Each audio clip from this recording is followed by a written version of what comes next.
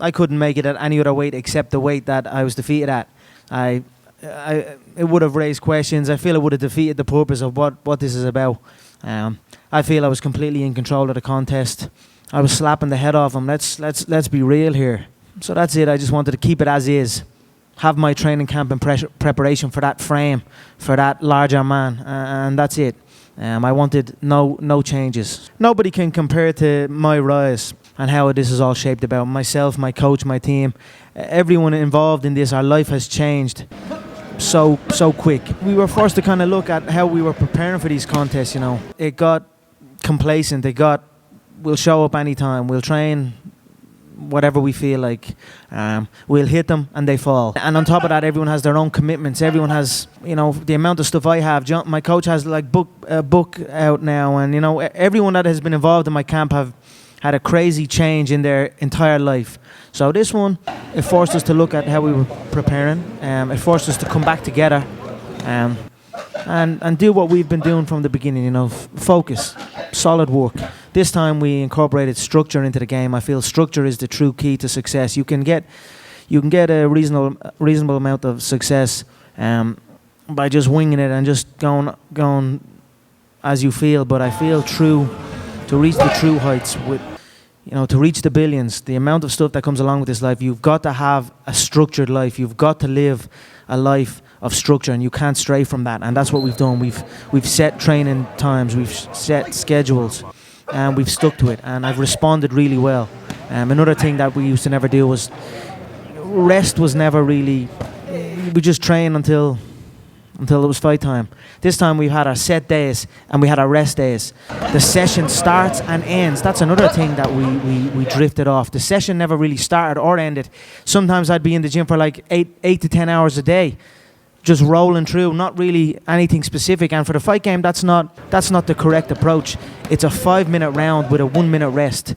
You need to be prepared for that. That's what the contest is. You need to be able to go from 0 to 100, rest and go again. Like this time last camp, I remember I was in a bad way. You know, everything was just, the opponent changed. The whole circus was kicking off again when it only had just happened.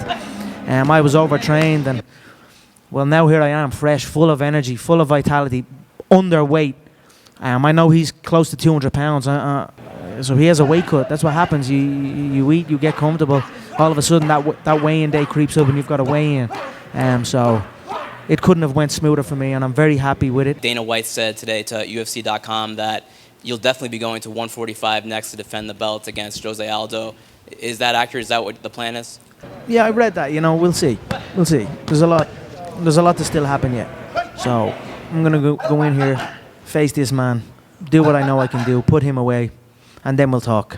I'm still gonna go after the boy. I'm still going to put him against that fence, and I'm still going to bust that soft skin up. He might have a rock chin, but he's got soft skin. So I'm going to open that face up real nice. But the difference will be I'll still be there in the later rounds. I'll be still at that tempo. Like, you ever see that episode of The Simpsons where Homer starts boxing? And he's competing, and he's just in the ring getting the head slapped off him, boom, boom, boom, and then just the guy just can't punch him no more. And then Homer tips him, and the guy falls over. That was similar. That's the way Nate was in that fight. He was like Homer Simpson, just took the shots until I couldn't hit him no more. He's going to be no different this fight. He's going to just take the shots and hope that I can't hit him no more. Only I'm going to be still there, poking him into the face. I look forward to it. I will be prepared for 5. I will go in anticipating 5. You know, I didn't give him respect. He can take his hell of a smack, the boy can, but he will take a hell of a lot more.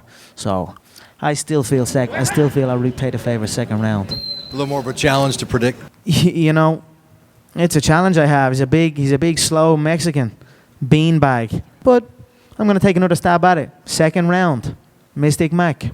Your goal was to be a 2-division champion. Is that still a goal of yours? You're damn right it is. You know, I'm grateful that it happened the way it happened. But if Dos Anjos hadn't put out that last fight, the shots I hit Nate with in the first 8-9 minutes of that contest would have KO'd Dos Anjos, and that is it. I'd be sitting up here with a belt here and a belt there. But some things happen for a reason, and this one happened for a reason. It forced me to reevaluate before things got too sloppy.